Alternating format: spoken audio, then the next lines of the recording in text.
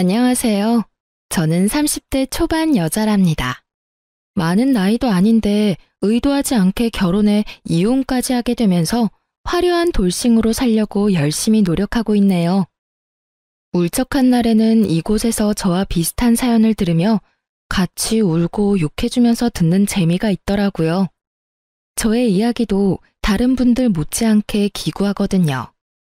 이곳에 마지막으로 대나무 숲 마냥 다 털어놓고 새롭게 시작하고 싶어 사연 남겨봅니다. 인생의 초년부터 제 인생은 불행했어요. 초등학교 때 어머니를 여의고 중학교 땐 아버지가 병으로 돌아가셨죠. 친할머니와 단둘이 대학 때까지 살았어요. 할머니가 그래도 여유가 있으셨고 아버지 동생인 작은아버지 가족도 저를 신경 써줘서 대학 입학까지 힘들진 않았죠. 할머니가 부모님에게 못 받는 사랑을 더 넘치게 주셨거든요. 하나뿐인 가족인 할머니가 노환으로 병을 얻으셔서 제가 대학 2학년 때 돌아가시니까 진짜 하늘이 무너지는 기분이 이런 건가 싶더군요. 이 세상에 혼자만 남은 기분은 정말이지 겪어보지 않은 사람은 모를 거예요. 한동안 허한 마음 때문에 방황을 했는데요. 앞으로 혼자 어떻게 살아야 할지 막막하더라고요. 할머니와 살던 집은 작은 아버지 소유였다면서 저한테 나가라고 하더군요. 저는 작은 아버지가 얻어준 월세방에서 대학도 휴학한 채 공무원 시험 공부를 시작했죠. 취업 성공할 때까지 누가 뒤를 봐주지도 않을 거고 이 길이 아니면 난 죽는다는 마음으로 공부했어요. 1년 만에 합격해서 그렇게 구급 공무원으로 발령받아 일하게 됐답니다. 혜인 씨는 나이도 어린데 맨날 일만 해? 예쁘게 생겨서는 남자친구는 안 만들어? 아직 여유가 없네요. 사실 딱히 만나고 싶지도 않아요. 제 사정 잘 아시잖아요. 외로운 혜인 씨를 사랑으로 품어줄 그런 남자가 있을 거야. 가족을 만들고 아이도 낳고 그렇게 살아야지.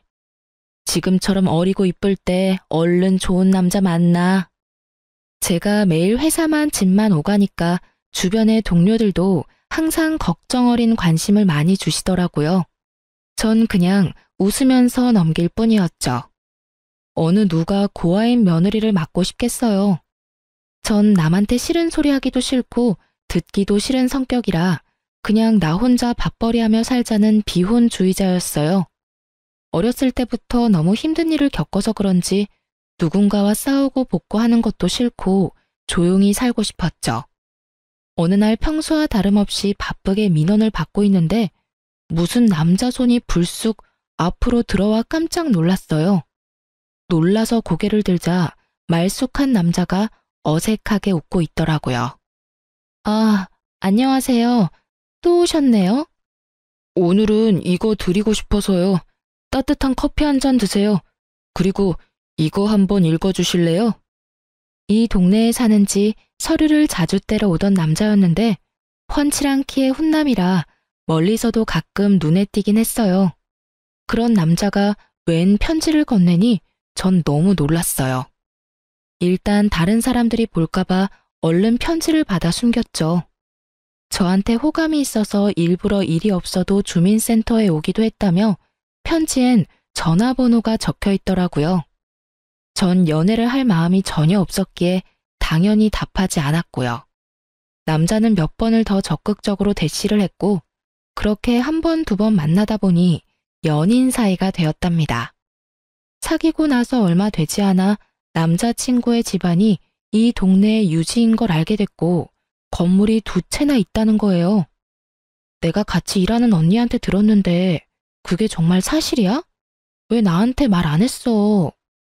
자기가 알면 부담스러워할 것 같아서 천천히 말하려고 했어. 내가 아버지 빌딩 관리하는 일 하거든. 그래서 주민센터에 서류 떼러 자주 왔던 거야. 난 사귀기 전에 내 사정 다 이야기했어. 난 그냥 혼자 조용히 살고 싶고 어떤 갈등도 싫어. 그리고 자기한테 선택하라고 한 거고. 자기 부모님이 나를 마음에 들어 하시겠어? 난 좋은 대학 나온 것도 아니고 마땅한 직업 없이 부모님 도와드리는 건데 뭐. 공무원인 자기가 나보다 대단하지. 너무 걱정하지 마. 우리 부모님은 내가 다 알아서 해. 형이 있다고 하지 않았어? 형은 무슨 일 하시는데? 우리 형은 공부를 잘했어서 지금은 대기업 팀장으로 일해. 형수님은 변호사시고. 뭐라고? 아, 나 너무 부담돼서 싫어. 내가 돈 많은 남자 만났다고 좋아할 줄 알았어? 난 돈 많은 시댁 그런 거 싫어. 우리 그냥 이쯤에서 헤어져. 제발. 저는 일방적으로 이별을 통보하고 잠수를 타버렸죠. 주무관님께 부탁드려서 다른 층에서 일을 하는 걸로 바꿔서 남친은 저를 몇 주 동안이나 찾지 못했어요. 제가 일부러 집도 안 알려줬었거든요. 그런데 어느 날 남친의 부탁을 받은 동료가 저를 불러내는 바람에 딱 마주치게 됐어요. 남친 얼굴이 여지껏 잠도 못 잔 것처럼 아주 헬쑥하고 초췌하더라고요. 혜인아, 너 어떻게 이렇게 모질 수가 있어? 내 말은 들어주지도 않고 이렇게 사라져버리면 끝이야. 내가 우리 부모님한테 너에 대해서 다 말씀드렸어. 아버지가 너 만나보시고 싶대. 제발 나를 믿고 우리 같이 부딪혀보자. 내가 네 가족이 돼서 평생 행복하게 해줄게. 간곡하고 진실된 간청에 저는 그 사람을 한번 믿어보기로 했어요. 그렇게 남친 집으로 인사를 드리러 갔는데요. 제가 너무 걱정을 많이 한 것에 무색하게 예비 시부모님 모두 친절하게 대해주시더라고요. 내가 네 형편을 다 들었다. 나도 어려운 어린 시절 겪고 자수성가한 사람이다. 저 녀석은 애미가 너무 오냐오냐 키워서 우리 재산 관리하는 거나 하고 제대로 된 직업이 뭐 있겠냐. 너는 혼자 대학도 나오고 공무원도 된 게 아주 뚝심 있고 좋아 보인다. 우리 아들이랑 결혼하는 거 찬성하마. 형편 다 아는데 딱히 뭐 혼수를 말할 것도 없고 그냥 결혼식 다 나한테 맡기고 넌 이 집 들어와서 살아라. 집이 이렇게 넓은데 굳이 집 얻을 필요 있니? 안 그래? 아무리 그래도 시집살이 하라는 건 내키지 않았어요. 저 혼자 하고 싶은 거 하며 자유롭게 살다가 제 조건이 빠진다는 이유로 시집살이가 당연하다는 듯이 말하더라고요.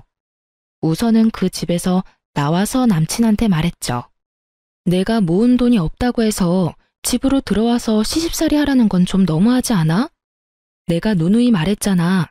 난 혼자 사는 게 제일 좋은 사람이라고. 자기는 그동안 혼자 그렇게 외롭게 살았으면서 새 가족이 생겨서 북적북적 살면 더 좋은 거 아니야? 우리 부모님은 자기 사정 다 봐주셔서 그런 말씀 하신 거야. 일단 2년만 살아보자. 그리고 정 힘들면 그때 분가하자. 응? 제가 몇 명 없는 친구들이나 동료들한테 고민을 털어놔봤지만 다들 호강에 겨운 소리라고만 하더군요. 그렇게 부잣집에 시집가면서 포기할 줄도 알아야 된다나요? 남편이 번갯불에 콩 볶아 먹듯이 얼마나 결혼을 밀어붙이던지 한 달도 지나지 않아 시모와 결혼식 준비를 하게 되었죠. 식장이며 드레스며 웨딩 촬영이며 모두 시모와 함께 갔고 시모가 원하는 걸로 골랐어요. 제 의견은 아주 칼같이 잘라버리더라고요. 민준이 형도 이 호텔에서 결혼식 했다. 여기가 손님 부르기에도 좋고 가장 괜찮아. 여기로 해. 여기 식대가 너무 비쌀 것 같은데. 그리고 전 올 하객도 별로 없어요. 너 고아인 거 내가 모르고 결혼시키니? 네 쪽 하객 자리도 다 우리 손님이 채울 거니까 걱정할 필요 없다. 생각하면 할수록 참 첫째 결혼이랑 너무 차이가 나서 손님들 보기 벌써 민망하다. 며느리한테 티 쪼가리 하나 못 받고 결혼을 시키다니 원. 어머니, 저도 성의껏 준비할 수 있어요. 말씀해 주시면 준비해 볼게요. 저도 모아둔 돈 있는데 돈 한 푼 안 들이고 결혼하면 제 마음도 편치가 않아요. 에휴, 됐다. 내가 너한테 뭘 받겠니? 네가 뭘 해준대도 내 맘에 찰 것 같지도 않구나. 그냥 내가 봉사하는 셈 치고 다 해주마. 대신 결혼해서 며느리 돌이 잘하는 걸로 갚아. 저는 연예 기사에서나 봤을 법한 호텔에서 결혼식을 했어요. 결혼식에 온 제 지인들의 눈이 휘둥그레해져서 저한테 신데렐라라며 팔자 폈다고 난리가 났더군요. 하지만 전 결혼식 날에 세상 비참했어요. 시모가 만들어 놓은 무대에서 꼭두각시처럼 서 있는 기분이었죠. 시모는 친척들과 지인들 앞에서 어떻게든 제 진짜 존재를 숨기기 바빴거든요. 서글픈 마음이 들었지만 그래도 남편을 생각해서 저도 최선을 다해 웃어가며 식을 마쳤네요. 신혼여행 다녀오자마자 시댁에 들어가 살게 되었고 지독한 시집살이가 시작되었습니다. 아버님은 아침 6시에 식사하시니까 앞으로 네가 아침 준비해라. 매일 5시에 일어나서 녹즙 만들고 아보카도 1개 자르고 달걀 반숙으로 2개 찌면 된다. 다 드시면 영양제 챙겨드리고. 저 8시까지 출근해야 되는데 어떻게 5시에 일어나나요? 저 아침잠 많아서 그렇게 일찍 일어나면 힘들어서 못 살아요. 얘 좀 봐. 공짜로 그 비싼 호텔에서 결혼까지 시켜줬더니 결혼하자마자 안면 싹 바꾸네. 며느리라면 당연히 해야 될 일이야. 도달지 말고 해라. 나도 그렇게 30년을 살았다. 웃긴 게 뭔지 아시나요? 나중에 알게 된 건데 도우미 아주머니가 오래 있었고 당연히 시부 아침도 시모는 전혀 차린 적이 없다네요. 제가 결혼하자마자 도우미 아주머니를 내보낸 거였어요. 어쨌든 어찌나 차갑게 말을 하는지 대꾸도 못하고 다음 날부터 5시에 일어나 그 짓을 했네요. 일주일 하니까 너무 힘들어서 죽겠더라고요. 늦게 일어난 날에는 시모가 얼마나 구박을 해대는지 화장실에서 혼자 눈물을 흘린 적도 있었어요. 저는 견디다 못해 남편에게 하소연을 했죠. 여보, 나 도저히 5시에 못 일어나. 당신이 어머님한테 좀 말해봐. 나 힘들어서 죽을 것 같아. 솔직히 아침에 일어나서 국하고 밥하는 것도 아니고 그까지 녹즙 좀 만드는 것 같고 왜 그래? 다른 재벌집은 더 빡세.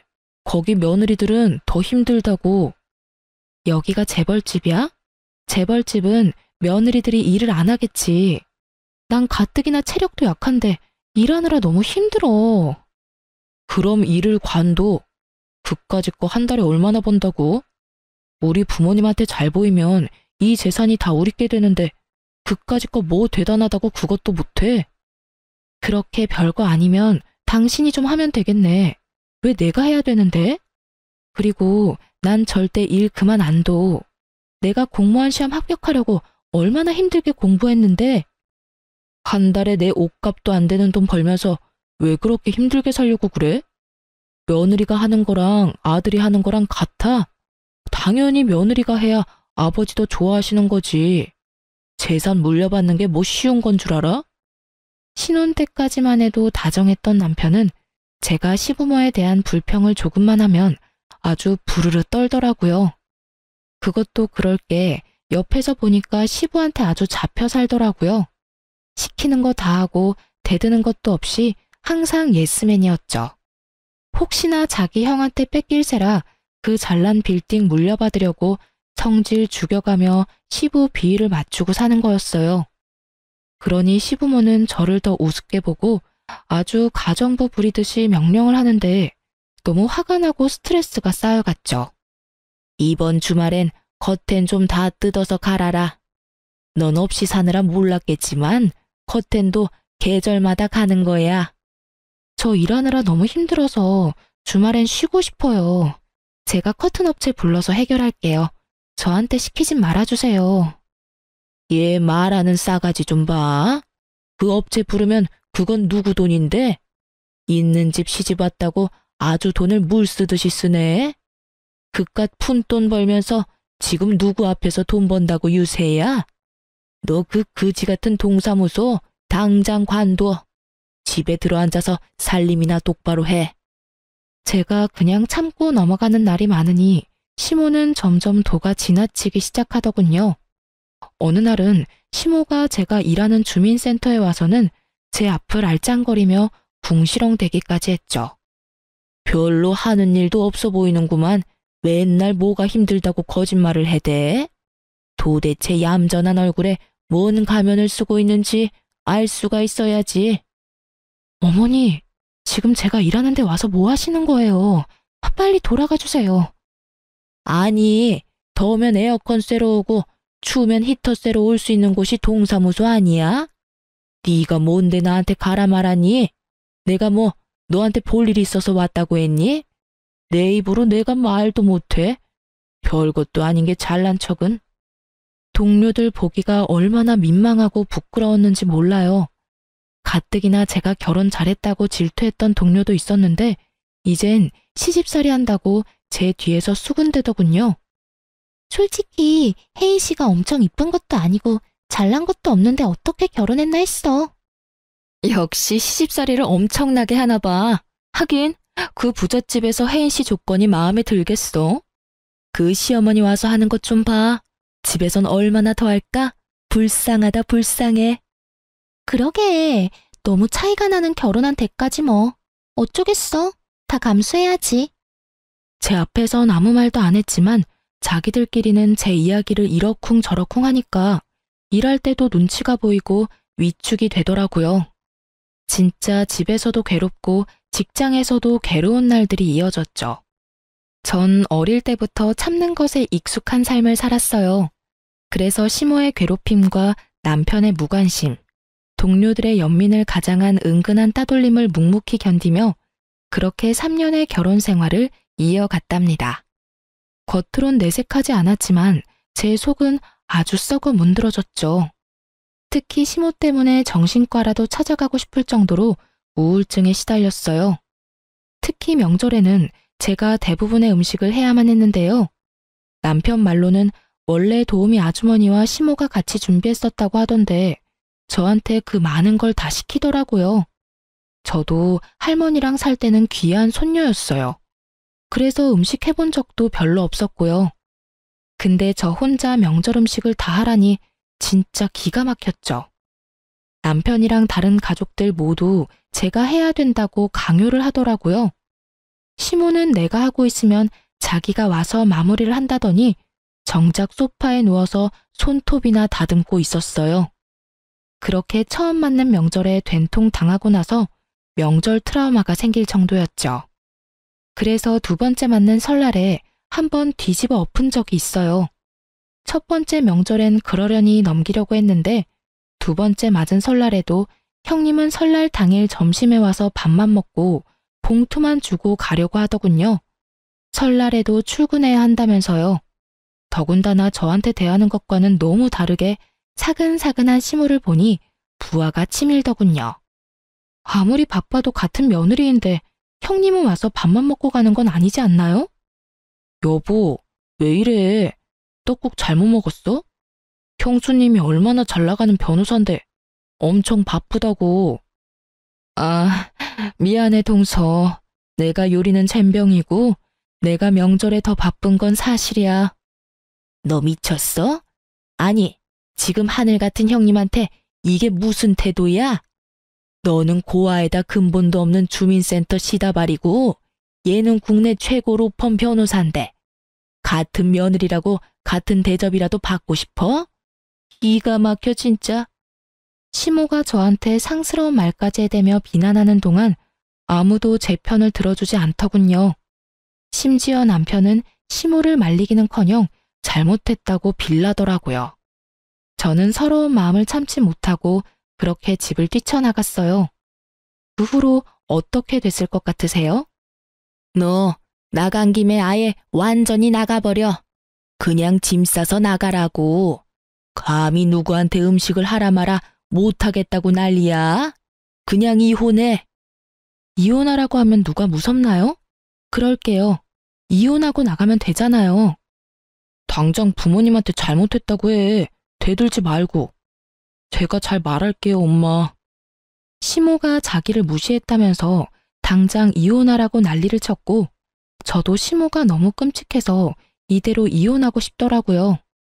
이혼하는 게 희망으로 느껴졌다면 믿어지시겠나요? 근데 시부가 딱 한마디로 상황을 종결시켜버렸죠. 내 눈에 흙이 들어갈 때까지 이혼은 없다. 남들 부끄럽게 무슨 이혼이야? 당신도 또 한 번 그런 소리 꺼내면 당신부터 이혼이야. 알았어? 시모는 이혼 당하는 게 무서웠는지 그 후로 이혼 소리는 못 하더라고요. 그 대신 저를 더 교묘하게 괴롭혀만 갔어요. 저는 3번째 맞는 추석이 다가오자 가슴에 돌덩이를 얹은 것 같고 잠잘 때도 눈물이 줄줄 흐를 정도였죠. 아무리 빠져나오려고 해도 깊은 늪에 빠진 것처럼 무기력하고 제 자신이 한심해만 보였어요. 바보같이 왜 당하고만 있냐고 하실 분도 있을 거예요. 근데 제 편을 들어줄 가족 한 명 없는 처지에 저를 나쁜 며느리 이상한 애로 몰고 가는 시댁에서 살아보세요. 나중엔 진짜 제 자신이 이상한가 보다 이런 생각까지 하게 되더라고요. 그러던 중에 저에게 편지 한 통이 왔는데요. 영 내용을 알 수가 없어 변호사인 형님에게 좀 물어보기로 마음을 먹었어요. 그래서 변호사 사무실로 찾아가 봤죠. 형님은 그래도 친절하게 저를 맞아주더군요. 그동안 명절 때 아니면 만난 적도 없고 대화도 별로 해본 적이 없어서 저를 무시한다고 생각을 했었거든요. 형님에게 편지에 대해 조언을 들은 뒤에 나가기 전에 용기 내어 한마디 했죠. 형님, 바쁜 건 알겠는데 그래도 명절엔 와서 좀 도와주셔야 되지 않아요? 저 혼자 그 많은 음식 해야 되는데. 나도 참 난감하네. 지금까진 도우미 아주머니 여러 명이 음식 준비해서 난 그런 부담이 전혀 없었는데. 나도 동서 혼자 땀 뻘뻘 흘리며 하는 거 보면 당연히 마음 편치가 않아. 어머니가 왜 갑자기 그러시는지. 제가 마음에 안 들어서 그러는 거죠. 저 골탕 먹이려고요. 제가 언제까지 버틸 수 있으려나 싶네요. 형님의 두루뭉실한 대답을 듣자 역시나 내 편은 아니라는 생각이 들더군요. 그렇게 지옥 같은 추석 전날이 찾아왔어요. 근데 아침에 초인종이 울려 나가보니 형님이 카트에 뭘 가득 싣고 왔더라고요. 아니, 네가 이 아침부터 웬일이니? 이번 명절엔 뭐 휴가라도 낸 거니? 나야 우리 큰며느리 얼굴 보니 반갑고 좋네. 내일 못 올 것 같아서 오늘 대신 왔어요. 동서, 이것 좀 받아줘. 다 주방에 놔주면 돼. 아니, 이게 다 뭐니? 먹을 걸 사온 거야? 네, 명절 음식 다 사왔어요. 송편도 유명한 떡집에서 넉넉하게 사왔고요. 제가 아는 유명한 한정식집에 일부러 부탁해서 예약 걸어서 사온 거예요. 음식 만들려고 장도 다 봐왔는데 덜컥 이렇게 사오면 어쩌니? 말이라도 해주지.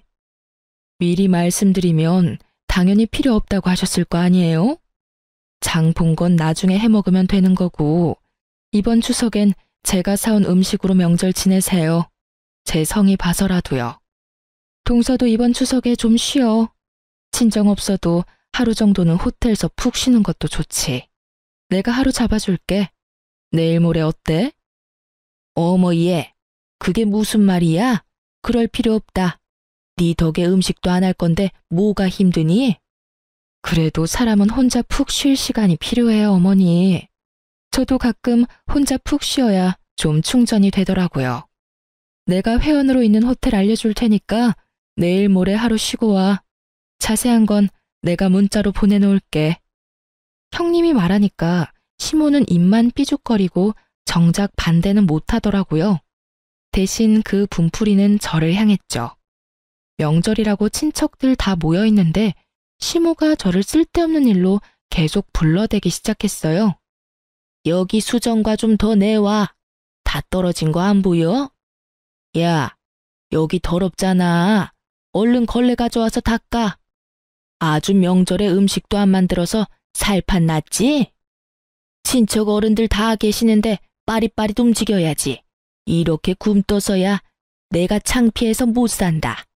저기 저상 얼른 다 정리하고 새로 차려라. 저는 더 이상 참을 수가 없었어요. 시모가 큰 소리 칠 때마다 친척들도 저를 보며 수근거렸고 눈빛을 주고받으며 키득거리기까지 했어요. 제가 왜 이런 취급을 받아야 하는지 부하가 치밀었죠. 저를 무슨 시종 부리듯이 야야 거리는 시모 면상에 결국 못 참고 걸레를 집어 던졌죠. 야, 이게 미쳤나? 너 지금 나한테 걸레 던졌어? 너 정신 나갔어? 이제 사람 좀 그만 괴롭혀요. 당신 때문에 정신병 걸리기 직전이니까. 이 미친 할망구야, 적당히 좀 하라고. 야, 너 미쳤어? 어머니한테 무슨 말버릇이야. 당장 무릎 꿇고 싹싹 빌어. 당장. 싹싹 빌어야 될 건 너랑 네 엄마야. 사람 취급 안 하고 괴롭히는 게 즐겁니? 네가 중딩이야? 이 마마 파파보이 새끼야. 그깟 재산 받으려고 네 마누라가 어떤 취급받는지 뻔히 알면서 모른 척이나 하고 평생 지켜준다며, 울타리가 돼준다며, 이 비굴한 자식아. 역시 머리 검은 짐승은 함부로 거두지 말라고 했어. 어디서 굴러먹던 고환염 받아줬더니 남 부끄럽게 친척들 앞에서 이게 무슨 짓이야? 민준이 너 당장 네 마누라 무릎 꿇리지 못해? 남편이 시모 말을 듣자마자 제 어깨를 잡아 누르면서 억지로 무릎을 꿇리게 하는 거 있죠. 제가 남편을 확 밀어버리자 남편이 눈을 번뜩이더니 제 뺨을 때리는 게 아니겠어요? 뺨을 맞는 순간 제 눈에서 별이 반짝하더군요. 저도 질세라 남편 뺨을 갈겨버리고 머리통도 마구 때려버렸어요. 야, 나 더 이상은 너랑 못 살아. 부모한테 한 푼이라도 더 받으려고 빌빌대는 이 한심하고 찌질한 놈아. 야, 너 미쳤어? 이 거지 같은 게 지금 누굴 때려? 이쁘다 이쁘다 해주니까 간이 배 밖으로 나왔냐? 그래서 내가 집안 보고 결혼해야 된다고 했지. 보고 배운 게 없으니 이렇게 상스럽게 굴지. 너 당장 얘랑 갈라서라. 애 없을 때 버려버리라고. 사람들 앞에서 며느리한테 야야거리는 게 더 저지르고 상스러운 거야, 이 아줌마야. 갈라서라고? 웃기고 있네. 내가 네 그지 같은 아들 버리는 거야. 알았어? 저는 그 길로 그 지옥 같은 집구석을 나왔어요. 사실 그 전에 제 명의로 아파트를 미리 구해놨었죠. 혼자만의 공간에 있으니 그제야 숨통이 트이고 진짜 살 것 같더군요. 저는 미리 상담했던 변호사와 바로 소송을 시작했어요. 소장을 받은 남편이 전화를 했더군요. 어쨌든 정리는 해야 했기에 카페에서 만났죠. 남편이 저를 보며 한심하다는 듯이 혀를 차는 게 기가 막혔어요. 지 부모 없으면 백수주제에 뭐가 잘났다고 저러는지 말이죠. 이혼 소송은 아무나 하는 줄 알아? 그거 하면 돈이 얼마나 들어가고 시간이 들어가는데 네 쥐똥 같은 월급으로 감당할 수 있겠어? 너랑 네 엄마 엿먹일 돈은 충분히 있으니까 걱정 끄셔. 내가 그동안 살았던 정도 있고 하니까 합의금 명목으로 돈 좀 줄게. 소송 취하하고 그냥 합의 이혼이나 해. 대신 우리 집에서 있었던 일은 발설하지 않는다는 각서 하나 써. 아, 진심으로 웃겼다. 야, 니네 집이 뭔 삼성, 현대, 재벌집이야? 다 아침 드라마 많이 본 네 엄마 머리에서 나온 거겠지. 그래서 각서 써주는 조건으로 얼마 줄 건데? 5천 줄게. 우리가 4년밖에 안 살았는데 그 정도면 많이 주는 거야. 고작 5천 갖고 재벌 코스프레를 하시겠다? 그딴 조건 내걸려면 10억은 가져와야지. 소송 이기면 그거보다 많이 받겠다. 좋은 변호사나 구해. 우리 형수님이 로펌 최고 변호사인데 너 감당할 수 있겠어? 길고 짧은 건 대봐야 아는 거고. 앞으로 변호사 통해서만 연락할 거니까 함부로 나한테 전화하지 마. 약 5개월의 이혼 소송이 이어졌어요. 저는 다른 곳으로 발령 신청해서 근무지도 옮겼고 그 사이에 진급도 했죠. 이혼 소송이 괴로울 줄 알았는데 전혀 아니었어요. 그 집구석에서 스트레스 받고 우울증 걸리는 것보다 혼자 일하며 혼자 꾸려나가는 삶이 정말 만족스러웠죠. 소송 비용도 전혀 부담되지 않았어요. 그만한 비결이 있었거든요. 어느 날 형님한테 전화가 와서 반갑게 받았죠. 동서, 아니, 혜인아, 잘 지내고 있지? 오늘 확정 판결 난 거 들었어. 우리 박 변호사 일 잘하지? 승소한 거 축하해. 다 형님, 아니, 언니 덕분이에요. 정말 감사해요. 언니가 제 인생의 은인이에요. 덕분에 재산 분할도 넉넉하게 받아서 1억 넘게 받을 것 같아요. 그 집구석 지금 그 돈 마련하느라 쩔쩔 말 거야. 아마 그 돈 없을 거거든. 나도 한 달 전에 이미 이혼 소송 들어갔어. 결국 아주버님 사고 친 거예요? 그 인간 때문에 결국 건물 하나 경매로 넘어갔어. 그래서 그거 보고 바로 나도 소송 시작했지. 그 인간 안 보고 사니까 진짜 살 것 같아. 사실 전 형님의 도움을 참 많이 받았어요. 결혼하고 3년까지만 해도 형님과 제대로 대화도 못 해봤는데요. 제가 형님의 사무실로 찾아간 날부터 우리의 인연이 제대로 시작되었답니다. 제게 날라온 편지가 다름 아닌 소장이었고 용어가 너무 어려워 어렵사리 형님에게 물어봤답니다. 차가워 보였던 형님은 생각보다 다정하고 바른 사람이었어요. 돌아가신 할아버지 앞으로 토지가 있으시네. 근데 상속자를 동서로 해놓으셨는데 작은아버지가 동서한테 일부러 숨기셨나 봐. 이 합의서로 동의하거나 그냥 무시하면 작은아버지한테 넘어간다는 내용이야. 토지 받고 싶으면 소송을 해야 할 것 같아. 어떻게 할래? 어쩐지 작은아버지가 할머니 돌아가시니 저랑 인연을 딱 끊어버리더라고요. 평소 같았다면 그냥 당하고만 살았겠죠. 형님이 저 좀 도와주세요. 소송 어떻게 하면 될까요? 그렇게 소송이 진행됐고 제가 승소해서 자그마치 10억 상당의 토지를 상속받을 수 있었어요. 작은아버지가 저한테 찾아와 협박도 하고 회유도 하면서 소송을 막으려고 별짓을 다 하더군요. 시집도 모자라 제 가족하고도 싸워야 한다니 진짜 너무 힘든 시기였어요. 하지만 형님이 작은아버지를 직접 만나 다신 저한테 연락 못하도록 해결해줬고 제가 무너지지 않도록 많은 도움을 줬답니다. 재테크에 밝은 형님 덕분에 절반은 팔아서 제 명의의 아파트를 샀고 절반은 묻어두었죠. 처음으로 제 집을 마련한 날, 형님을 초대해서 둘이 와인 한잔하며 속 깊은 얘기를 나눴어요. 동서, 이젠 그만 당하고 살고 도련님이랑 이혼해. 이제 집도 있겠다, 돈도 있겠다, 연금 나오는 직장 있겠다. 그런 팔푼이랑 살면서 왜 어머니한테 당하고만 살아? 저도 진짜 지긋지긋해요. 정말 이혼하고 싶어요. 근데 어릴 때부터 혼자 살아서 또 혼자가 된다는 게 두려운가 봐요. 제가 바보죠 뭐. 나도 이제 이혼할 거야. 그 인간 시부모가 하도 오냐오냐 키워서 인성 개판인데 주식 중독으로 돈도 엄청 말아먹었어. 내가 진짜 남 부끄러워서 말도 못하고 냉가슴 앓으면서 살았는데 이번에 집 담보 잡으려던 거 미리 알게 돼서 나도 간신히 막았어. 허우대만 멀쩡하면 뭐해? 속은 완전히 썩은 인간이야. 형님은 워낙 똑부러져서 겉으로 보기엔 진짜 완벽한 사람 같았는데 혼자 소갈이 하느라 힘드셨겠어요. 아니야. 완벽하긴. 나한텐 과찬이지. 하여튼 그 인간 결국 시부모 몰래 건물 하나 저당 잡혀서 돈 끌었었어. 진짜 그거 보니까 제정신으로 사는 것 같진 않더라고. 중독이구나 싶어서 얼른 갈라져야겠다고 마음먹었지. 그 시한폭탄 같은 인간이 죽지 않는 한 시댁은 폭삭 망할 거야. 언제가 될진 모르지만. 아무튼 동서도 그만 구박받고 재산 분할 받을 수 있을 때 얼른 갈라서 내가 특별히 신경 써서 도와줄 테니까. 동서는 마음 단단히 먹고. 저는 그 후부터 형님의 도움으로 이혼 소송에 이길 수 있는 증거를 차곡차곡 모아두기 시작했어요.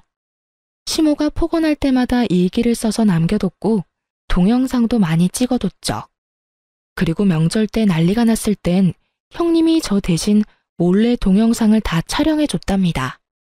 형님과 친분이 있는 변호사와 그렇게 소송을 진행했고 당연히 제가 승소하게 된 거죠. 형님 역시 몇 달 후 당연히 승소했고 거액의 위자료와 재산 분할을 받아냈다고 하더라고요. 거기다 시부도 건설업을 무리하게 시작해보려다가 빚을 엄청 지고 있던 상태였는데 결국 갚지 못해서 갖고 있던 건물 두 채를 다 처분해서 빚잔치를 했다고 하더군요. 말 그대로 진짜 쪽박을 찬 거죠. 아주 꽃이다고 생각하고 있었는데 세상에 시모한테 전화가 온 거 있죠? 네가 일하는 데 찾아가 보니까 다른 데서 일한다고 하더라. 오랜만에 얼굴 보고 싶었는데 얼마나 아쉬웠는지 몰라.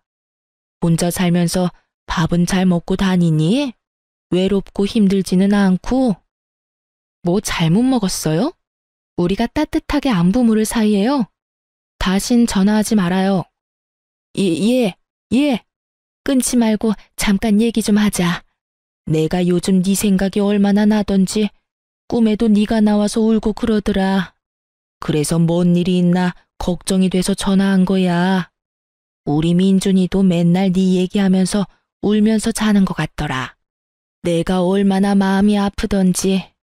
우리 민준이는 너 없이는 못 살 것 같더라. 그냥 다시 합치면 어떠니? 미쳤어요? 그 집구석 다 망한 거 세상이 다 아는데 돈 한 푼 없는 백수랑 내가 왜 재결합을 해요? 여전히 주제도 모르고 양심도 없네. 쓸데없는 소리 계속 짓거릴 거면 끊어요. 또 전화하면 가만히 안 있을 줄 알아요? 아가야, 제발 우리 민준이 한 번만 받아줘.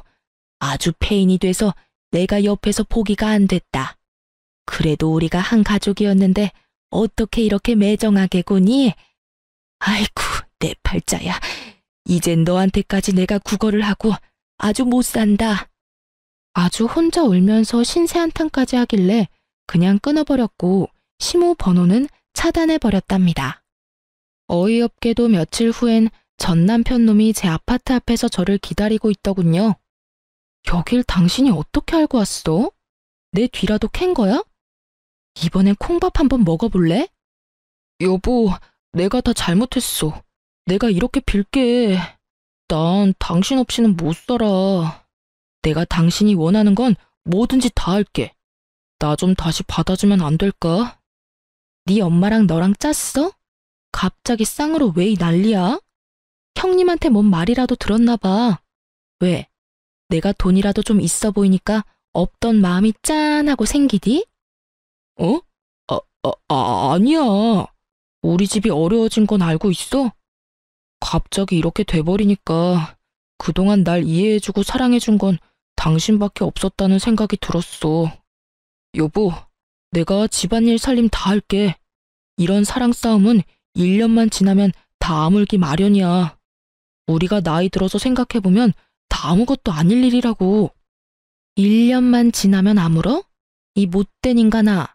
네 엄마한테 당해서 받은 상처는 내가 죽을 때까지 못 잊을 거야. 네 엄마 닮은 사람만 길거리에서 만나도 가슴이 철렁해. 너랑 네 가족이 나를 얼마나 죽을 만큼 힘들게 만들었는데. 뭐? 재결합을 해? 누구 좋으라고?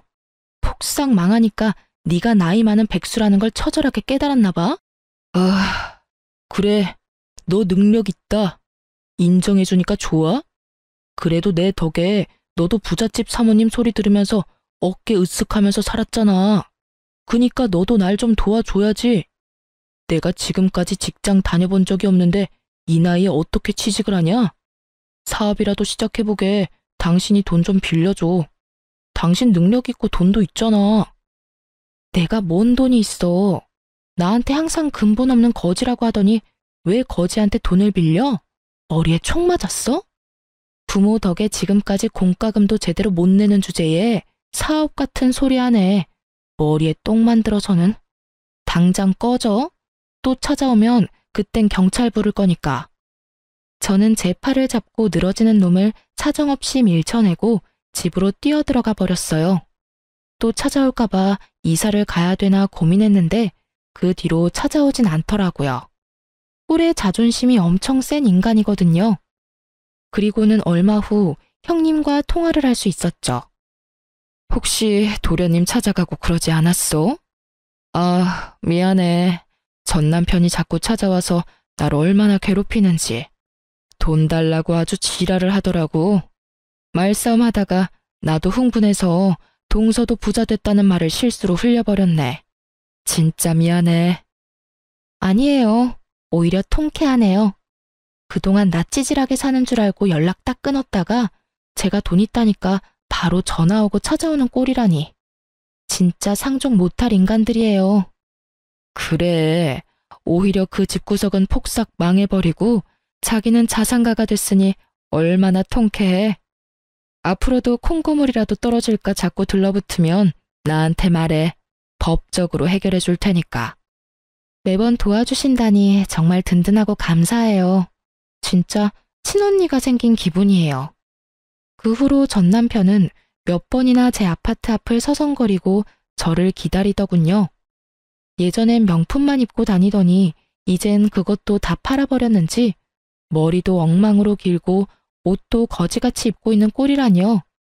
한 번은 시모랑 같이 서 있어서 진짜 기함을 했네요. 시모가 저를 보더니 제 손을 덥석 잡는 거 있죠? 아가야, 네가 이렇게 잘 됐다니 진짜였니? 이렇게 비싼 아파트를 샀단 말이야? 이 인간이 진짜 말귀를 못 알아듣네? 너까지 모자라서 네 엄마까지 불러와서 뭐 어쩌자는 거야?